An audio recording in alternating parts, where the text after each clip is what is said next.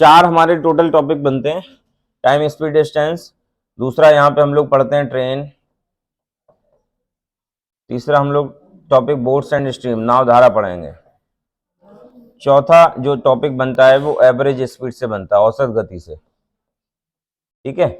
और relative speed का जो कॉन्सेप्ट है वो हम लोग टाइम, स्पीड, डिस्टेंस में ही पढ़ लेते हैं। तो वैसे तो अगर हम लोग ये देखें तो यूनिट काफी बड़ी है, खूब सारी वैरायटी के क्वेश्चन देखने को मिलते हैं, लेकिन एग्जाम टू एग्जाम डिपेंड करता है। अगर आप किसी भी ग्रुप सी डी की परीक्षा में जा रहे हो तो बिल्कुल ऊपर ऊपर लेवल के क्वेश्चन पूछे जाएंगे बेसिक रिलेशन पे, कि समय बराबर बेसिक फॉर्मूला दूरी बटे चाल, time is equal to distance upon speed, simple एक यही बेसिक फॉर्मूले पे आधारित होते हैं सारे प्रश्न। तो एक एक करके हम लोग समझेंगे सारी बातों को, ठीक है भाई। तो सबसे पहले देखो यहाँ पे जो क्वेश्चन हम लोग पढ़ेंगे, जैसे नाव धारा है, ये एकदम अलग ही है।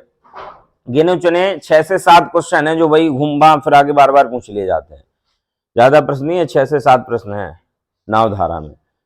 ट्रेन में वैसे अगर आपके एग्जाम्स की बात करें तो वही मान के चलो कि 9 से 11 प्रश्न हैं जो आपको अच्छे से समझने हैं, और उन्हीं 9 से 11 प्रश्नों में से कोई एक प्रश्न आपको देखने को मिल जाएगा पेपर में।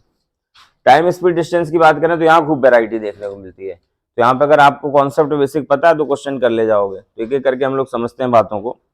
सबसे पहले हम लोग यहाँ पे यूनिट कन्वर्जन समझेंगे, क्योंकि सामान्य सा क्वेश्चन दे दिया जाता है, वो दूरी दे देगा आपको, टाइम दे देगा, स्पीड पूछेगा, दूरी दे देगा, स्पीड दे देगा, टाइम पूछेगा, तो ये पूछ लेता है। तो यहाँ पे हमें पता है कि समय और स्पीड का जो रिलेशन है वो एक दूसरे का व्युत्क्रमानुपाती होता है। सबसे पहला क्वेश्चन, समय और चाल का जो रिलेशन होता है एक दूसरे का इनवर्स रिलेशन बनता है। जैसे वो क्वेश्चन देता है कि एक व्यक्ति, दो व्यक्ति हैं, उनके द्वारा लिए गए समय का अनुपात, एक निश्चित दूरी को तय करने में लिए गए समय का अनुपात 2:3 है, तो उनकी गति का अनुपात पूछेगा। तो स्पीड का रेशियो क्या हो जाएगा, 3:2 हो जाएगा, पलट जाएगा सीधा रेशियो, क्योंकि टाइम और स्पीड एक दूसरे के व्युत्क्रमानुपाती है, इनवर्स रेशियो में। तो जब सिंपल 2 ही टर्म होंगे तो सीधा पलट देंगे, नहीं तो इसका बेसिक तरीका क्या है कि स्पीड, अगर स्पीड का रेशियो ये है, स्पीड टाइम का रेशियो ये है, अगर स्पीड का रेशियो लिखेंगे तो 1/2:1/3 यही तो होगा, ये होगा। और रेशियो में हम लोग बटे में जब चीजें होती है तो 2 और 3 को हटाने के लिए हम लोग क्या करेंगे, यहाँ पे इनके एलसीएम से 6 से गुणा कर देंगे। जब 6 से गुणा होगा तो यहाँ 3 हो जाएगा, ये 2 हो जाएगा, तो ये रेशियो बन जाता है। तो हम लोग क्या करते हैं, डायरेक्ट पलट देते हैं। अगर 2 टर्म होंगे तो सीधा पलट के लिख देते हैं, और अगर 2 से ज्यादा टर्म है, मान लो कहीं टाइम का रेशियो 2:3:4 दिया है, ठीक है, एक निश्चित दूरी को तय करने में लिए गए समय का अनुपात ये है। क्वेश्चन बनता है कि 3 कार हैं जो एक जगह से दूसरी जगह गई हैं, मतलब एक निश्चित दूरी कवर कर रही हैं, उनके द्वारा लिए गए समय का अनुपात यह है, तो स्पीड का रेशियो पूछता है। तो जो सबसे कम समय ले रहा है वही सबसे तेज चल रहा है, तो ये वाली कार सबसे तेज चल रही होगी। तो जब हमें इनवर्स रेशियो निकालना है, 2 से ज्यादा टर्म है, तो हमने आपको रेशियो बताया था कि इसको ढक लेंगे, इन दोनों का गुणा करेंगे तो 4×3=12, इसको ढक के इन दोनों का गुणा कर देंगे 8, ऐसे इसको ढक के इन दोनों का गुणा कर देंगे तो 6। ये स्पीड का रेशियो होगा। इसको अगर हम मिनिमाइज कर दें, 2 के कॉमन पहाड़े से भाग दे दें तो 6:4:3, तो ये स्पीड का रेशियो बनता है। तो सबसे पहला क्वेश्चन तो यही बन जाता है कि टाइम का रेशियो देके स्पीड का रेशियो पूछेगा, स्पीड का रेशियो देके टाइम का रेशियो पूछेगा, ठीक है ना, ये बात होगी। दूसरा देखो, यहाँ पे वो क्या करेगा, कई बार गति चेंज करने के लिए दे देता है, वो आपको किलोमीटर प्रति घंटे में दे देगा, मीटर पर सेकंड में पूछेगा, मीटर पर सेकंड में देके किलोमीटर प्रति घंटे में पूछता है। ऐसा छोटे छोटे एग्जाम से पूछ लिया जाता है। तो बेसिक देखो, किलोमीटर प्रति घंटे में यदि डाटा दिया है किलोमीटर प्रति घंटे, तो किलोमीटर को मीटर में अगर हम कन्वर्ट करेंगे तो 1 किलोमीटर में कितने मीटर होते हैं, 1 किलोमीटर में 1000 मीटर होते हैं, ठीक है, ये मीटर हो गया। और घंटे को यदि सेकंड में चेंज करें तो 1 घंटे में कितने सेकंड होते हैं, 1 घंटे में कितने सेकंड, तो 3600 सेकंड। तो घंटे को अगर हमने सेकंड में लिख दिया तो सेकंड, किलोमीटर ये था, इसको मीटर में चेंज कर लिया, और घंटे को हमने सेकंड में चेंज कर लिया, तो ये मीटर सेकंड हो गया। इसको मिनिमाइज कर दें अगर हम लोग तो ये 5/18 बन रहा है। मतलब किसी भी गति को यदि मीटर पर सेकंड में चेंज करना है तो हम लोग 5/18 का गुणा कर सकते हैं। 5/18 का गुणा करेंगे, चीजें बदल जाएंगी हमारी, ठीक है। ऐसे ही वैसे वर्षा रहेगा, अगर मीटर पर सेकंड को किलोमीटर प्रति घंटे में बदलना है तो इसका पलट के गुणा कर देंगे, 18/5 का गुणा कर देंगे। तो ये बात तुम्हें याद रखनी है कि किलोमीटर प्रति घंटे में अगर हमें स्पीड दे रखी है, इसको अगर हमें लेके जाना है मीटर पर सेकंड में, तो हमें क्या करना होगा, तो हमें यहाँ पे 5/18 का गुणा करना होगा, ठीक है। 5/18 का वैसे गुणा कर देंगे तो मीटर पर सेकंड में बदल जाएगी चीज। और अगर मीटर पर सेकंड में स्पीड दे रखी है, किलोमीटर प्रति घंटे में ले जाना है, तो हमें 18/5 का गुणा करना है। याद कैसे रखेंगे तो समझो, किलोमीटर प्रति घंटे और मीटर पर सेकंड में अगर हम बड़ी यूनिट की बात करें तो बड़ी यूनिट कौन सी है? ये बड़ी है, मीटर पर सेकंड छोटी यूनिट है। तो जब बड़े को छोटा बनाना है तो 5/18 बड़ा है कि 18/5? 5/18 छोटा नंबर है, ये पॉइंट में आएगा और ये हमारा नंबर में आएगा। 5 से भाग देंगे 18 में तो नंबर में रहेगा। जब किसी को छोटा बनाना है तो छोटे का गुणा कर देंगे हम लोग। जैसे ये किलोमीटर प्रति घंटे बड़ी यूनिट है, इसको छोटा बनाना है तो छोटी संख्या का गुणा करेंगे। छोटी संख्या मतलब 5/18 गुणा करेंगे। और बड़ा बनाना है तो हम लोग क्या करेंगे? 18/5 का गुणा करेंगे। ये एक तरीका है, ठीक है। बाकी देखो हम लोग मेंटली भी कैलकुलेट कर सकते हैं। किस तरह से कैलकुलेट करेंगे मौखिक, उसको समझते हैं हम लोग।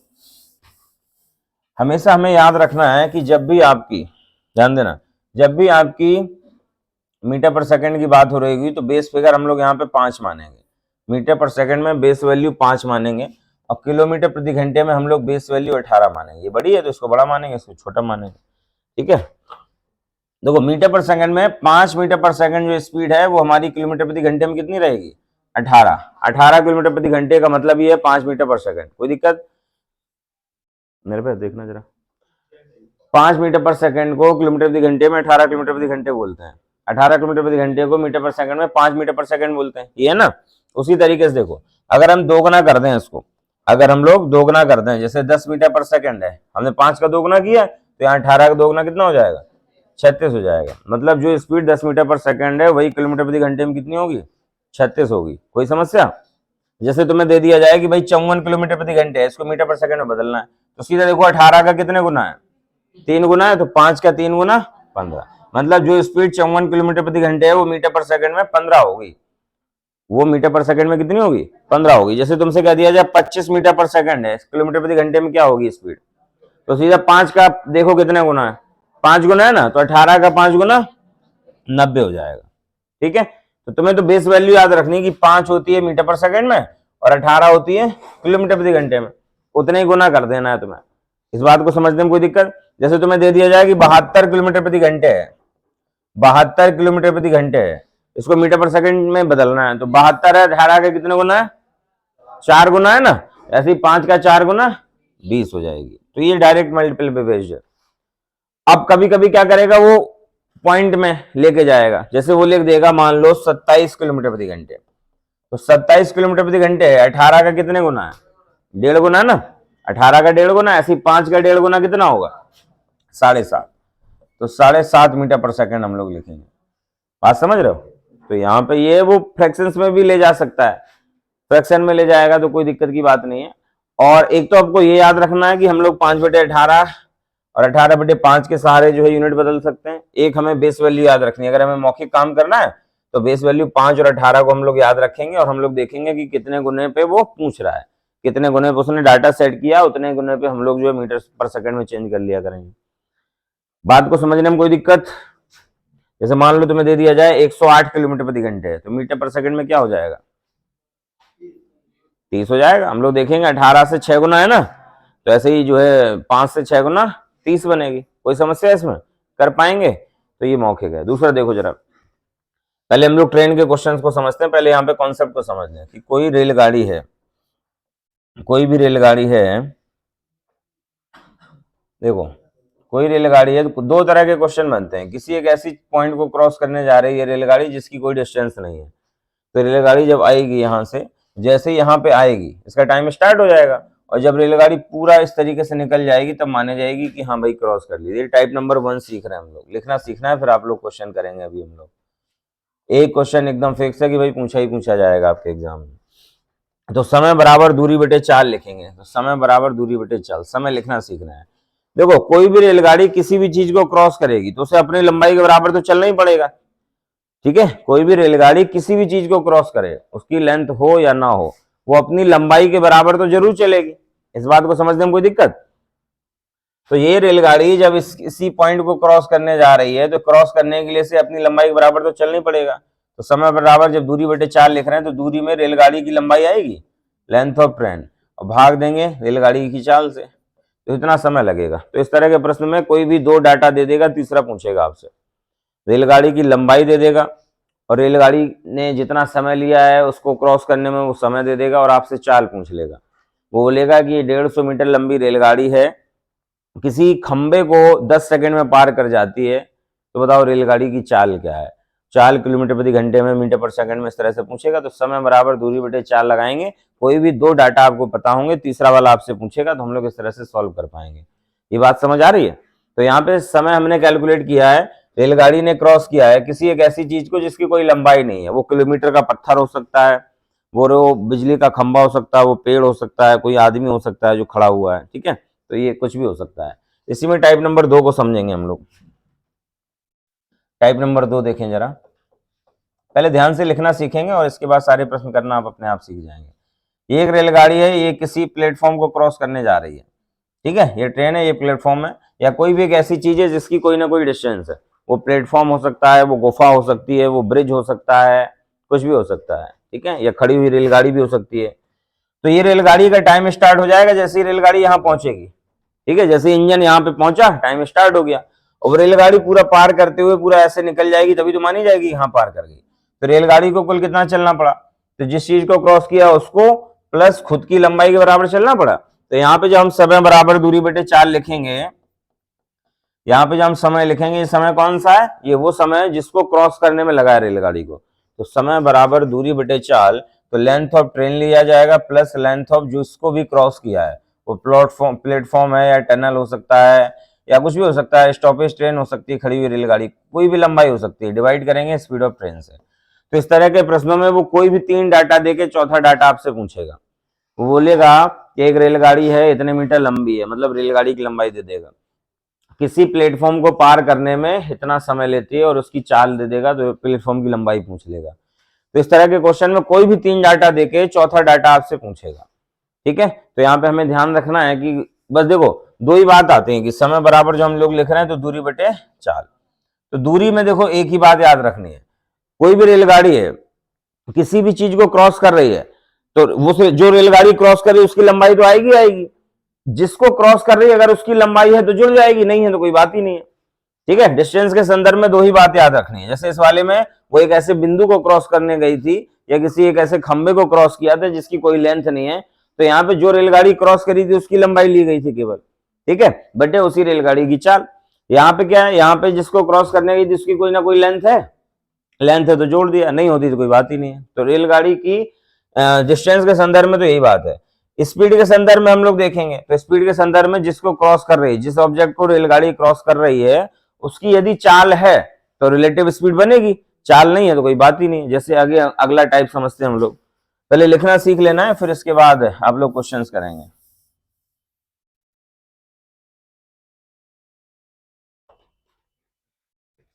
नेक्स्ट टाइप नंबर 3 को समझेंगे हम लोग, ध्यान से समझना फिर जैसे पूछा जाए, क्योंकि ये हम लोग क्वेश्चन ही कर रहे हैं डायरेक्ट। एक रेलगाड़ी है, वो एक प्लेटफॉर्म पे खड़े हुए व्यक्ति को क्रॉस कर रही है, वो एक प्लेटफॉर्म पे खड़े हुए लड़के को क्रॉस कर रही है, एक लड़का खड़ा हुआ है प्लेटफॉर्म पे, प्लेटफॉर्म की लंबाई है सपोज 650 मीटर। तो यहाँ पे ये रेलगाड़ी इस प्लेटफॉर्म पे खड़े लड़कों को कितने समय में क्रॉस करेगी ऐसा बनता है।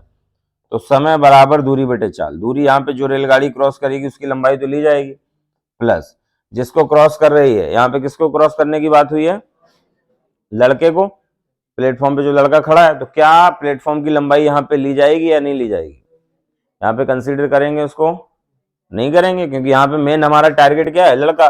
तो ट्रेन जब यहाँ पहुंचेगी तो टाइम स्टार्ट होगा, और ट्रेन जब निकल जाएगी पूरा टाइम खत्म हो गया। तो वो कितने मीटर लंबे प्लेटफॉर्म पे खड़ा है उससे कोई मतलब ही नहीं है, आपको गुमराह करने के लिए दे देगा, क्वेश्चन बना के दे देता है कि एक रेलगाड़ी खड़ी हुई है जो 550 मीटर लंबी है, उसमें एक यात्री बैठा है चाय पी रहा है, और एक रेलगाड़ी पीछे से आई, उस यात्री को कितने समय में क्रॉस कर गई। तो वो यात्री कितनी लंबी रेलगाड़ी में बैठा है इससे कोई मतलब है क्या, कोई मतलब नहीं, कितने मीटर लंबे प्लेटफॉर्म पे खड़ा है उससे कोई मतलब नहीं।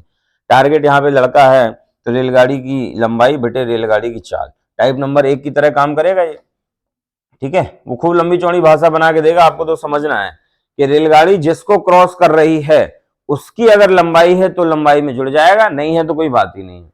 तो यहाँ पे सिंपल टाइप नंबर 1 की तरह काम करेगा। अगला समझते हैं, जैसे ये बातें समझ आ रही है नहीं, जैसे मान लो एक रेलगाड़ी है, एक प्लेटफॉर्म है, इसमें लोग खड़े हैं, ठीक है, लोग खड़े हुए हैं प्लेटफॉर्म पे, ट्रेन आती है ना, तो ट्रेन आती है, ऐसे झांक के देखते हैं कि हाँ आ रही है, ऐसे ही खड़े हैं वो सब। एक लंबी सी लाइन लगी हुई है, तो ये रेलगाड़ी इस कतार को क्रॉस करेगी तो कितना समय लेगा। तो देखो एक या दो व्यक्ति खड़े हो तो चल जाएगी भाई, कितने डिस्टेंस घेरेंगे, एक आदमी खड़ा होगा वो नथिंग, ट्रेन की तुलना में उसकी डिस्टेंस कुछ नहीं है। लेकिन कई सारे खड़े होंगे तो कोई डिस्टेंस होगी ना, इस डिस्टेंस को क्रॉस करने में उसे समय लगेगा। तो यहाँ पे हम लोग इस कतार की लंबाई को लेंगे, तो समय बराबर दूरी बटे 4 होगा। तो सबसे पहले तो रेलगाड़ी अपनी लंबाई के बराबर तो चलेगी, प्लस में इस कतार की लंबाई के बराबर चलेगी, तो लेंथ ऑफ क्यू, क्यू बोलते हैं लाइन को, बटे रेलगाड़ी की चाल, स्पीड ऑफ ट्रेन। तो यहाँ पे हमारा ये वाला डाटा बनेगा, बिल्कुल टाइप नंबर 2 की तरह काम करेगा ये, टाइप नंबर 2 की तरह काम करेगा ये वाला। इसको लिख लो जल्दी जल्दी, ये टाइप नंबर 4 है, टाइप नंबर 4 है, नोट कर लो। एक क्वेश्चन यहाँ से डेफिनेटली देखने को मिलेगा तुम्हें, निश्चित तौर पे देखने को मिलेगा।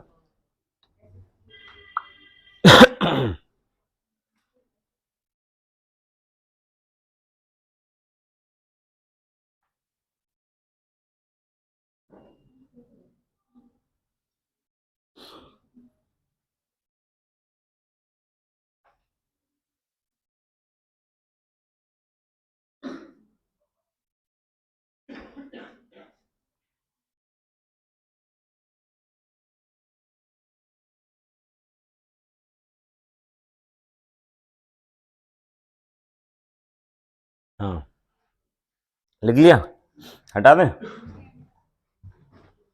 चलो अब जिससे पूछा जाए बताते जाना। टाइप नंबर 5, ध्यान से समझेंगे बातों को, यहाँ पे लिखना सीख लेना, फिर क्वेश्चन तो अपने आप ही बनेंगे।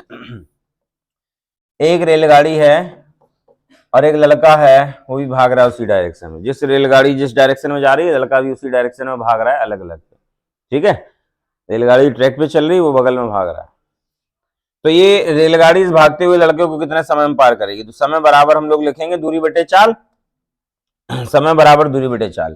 तो देखो रेलगाड़ी जिसको क्रॉस कर रही है उसकी कोई लंबाई है क्या, कोई लंबाई नहीं, कोई डिस्टेंस है उसके पास, कोई डिस्टेंस नहीं। तो रेलगाड़ी सिर्फ अपनी लंबाई के बराबर चलेगी, तो दूरी में तो सिर्फ रेलगाड़ी की लंबाई आ जाएगी बटे चाल।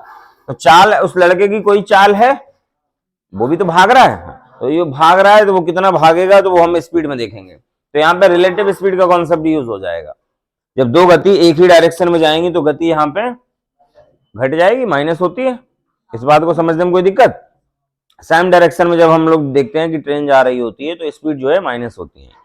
जब दो ट्रेन एक साथ चल रही हैं पैरेलल में, ठीक है, तुम इसमें बैठे हो, एक और साथी इसमें बैठा है, तुम जब देखोगे ना दोनों अगर कांस्टेंट चल रही होंगी, मतलब एक ही गति लेके चल रही होंगी, तो बिल्कुल ये लगेगा कि दोनों ट्रेनें रुकी हुई है। और अगर एक मान लो 90 से भाग रही है, ठीक है, और एक ट्रेन जो है 80 की गति से जा रही है, तो ये जब 80 से जा रही होगी ना तो बिल्कुल ये लगेगा कि ये वाली जो ट्रेन है वो 90 की स्पीड की जगह वो 10 की स्पीड से जा रही है, बिल्कुल धीमे धीमे क्रॉस करते हुए दिखेगी। जब दो ट्रेन एक साथ में बैठे हो, कभी ट्रेन में बैठे हो कभी हैं, देखिए दो ट्रेन जब एक साथ चलती हैं पैरेलल में, तो जो ट्रेन जो है तेज चल रही होगी ना तो वो ये लगेगा बड़ी धीमे धीमे धीमे धीमे जा रही है, तो वहां पे स्पीड घट जाती है। अगर हम दूसरी साइड देखेंगे तो पता चलेगा कि हाँ ये तो बहुत तेज चल रही है। पैरेलल में जैसे गाड़ी में तो बैठे होगे बस में, ट्रक में, तो देखा होगा बगल से जब चलता है तो बड़े धीमे धीमे क्रॉस कर पाते हैं। स्पीड तुम्हारी 120 और 110 चल रही, लेकिन धीमे धीमे क्रॉस कर पा रहे हैं, तो वहां पे रिलेटिव स्पीड का कॉन्सेप्ट यूज हो रहा है। तो यहाँ पे देखो रेलगाड़ी की गति में से उस आदमी की गति को हम लोग घटाएंगे, दोनों के पास स्पीड है तो स्पीड को हमने रिलेटिव स्पीड की तरह यूज करना है। तो जब इस तरह से टाइप बनेगा तो वहां पे देखो कोई भी 3 डाटा देके चौथा डाटा आपसे पूछ सकता है, कोई भी 3 डाटा देगा, रेलगाड़ी की लंबाई देगा, समय दे देगा, रेलगाड़ी की चाल देगा, आदमी की चाल पूछ लेगा, या आदमी की चाल देके ट्रेन की चाल पूछ लेगा, या वो दो स्पीड देके टाइम देके तुमसे रेलगाड़ी की लंबाई पूछ लेगा। तो यहाँ पे तुम्हें ये आंकड़े लिखने आने चाहिए।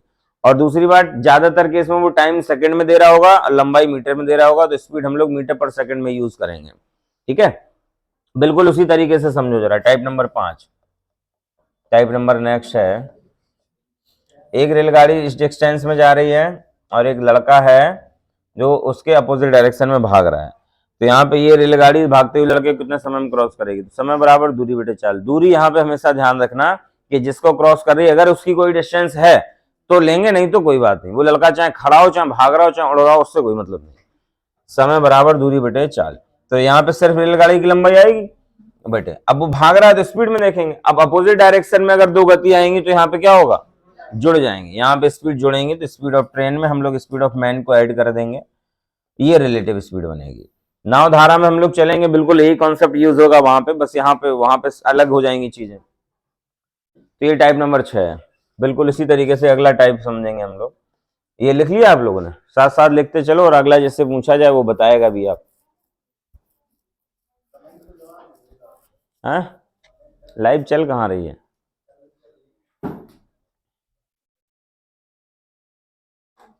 ध्यान नहीं दिया होगा हमने।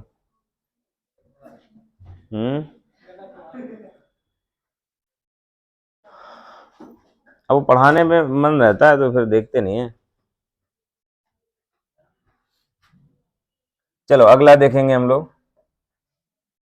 Type number 7। टाइप नंबर 7 में समझेंगे बातों को कि एक रेलगाड़ी है और एक और रेलगाड़ी, दो रेलगाड़ियां जा रही हैं। एक रेलगाड़ी नंबर 1 ये है, ठीक है, और एक और रेलगाड़ी है, ये अलग ट्रैक पे चल रही है उसी डायरेक्शन में। ट्रेन नंबर 1 है, ये ट्रेन नंबर 2 है।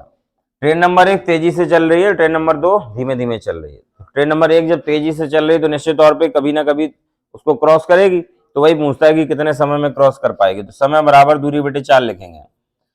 समय बराबर दूरी बटे 4। अब दूरी देखो, ये ट्रेन जिसको क्रॉस करने जा रही है उसकी कोई लंबाई है लंबाई है तो जुड़ेगी। हमेशा ध्यान रखना, लेंथ हमेशा या तो ऐड होंगी, घटेंगी कभी नहीं, क्योंकि जब क्रॉस करेगी उसको, भाई ट्रेन नंबर 1 ट्रेन नंबर 2 को जब क्रॉस करेगी तो इसे अपनी लंबाई के बराबर प्लस जिसको क्रॉस कर रही है उसकी लंबाई के बराबर चलना पड़ेगा, इतना तो चलना ही पड़ेगा। बटे स्पीड, स्पीड में अगर हम लोग बात करें तो रिलेटिव स्पीड यहाँ पे, तो स्पीड ऑफ 1 में से स्पीड ऑफ 2 को माइनस कर देंगे, ज्यादा वाले में से कम को घटाएंगे तभी क्रॉस करेगी। तो ये बनेगा कॉन्सेप्ट यहाँ पे। ऐसे ही मान लो एक ट्रेन इस डायरेक्शन में जा रही है, एक और दूसरी ट्रेन है वो अपोजिट डायरेक्शन में जा रही है। ट्रेन नंबर 1 है, ट्रेन नंबर 2 है। ये दोनों आपस में एक दूसरे को कब क्रॉस करेंगे, तो यहाँ पे फिर से समय बराबर दूरी बटे 4 लिखेंगे और लेंथ यहाँ पे ऐड होंगी बटे स्पीड यहाँ पे जुड़ेंगे, ठीक है। तो यहाँ पे ये बनेगा। तो इस तरह के प्रश्न में कोई भी 4 डाटा देके आपसे 5वां डाटा पूछ सकता है, कोई भी 4 देके कोई भी 5वां आपसे पूछ सकता है, तो आपको बताना होगा फिर उसमें।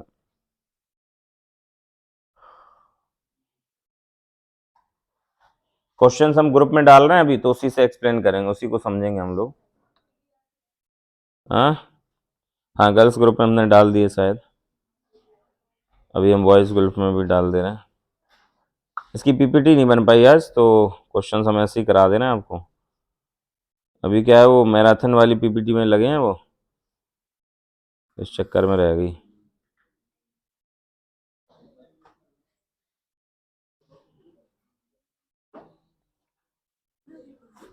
बंद कर दो रिकॉर्डिंग।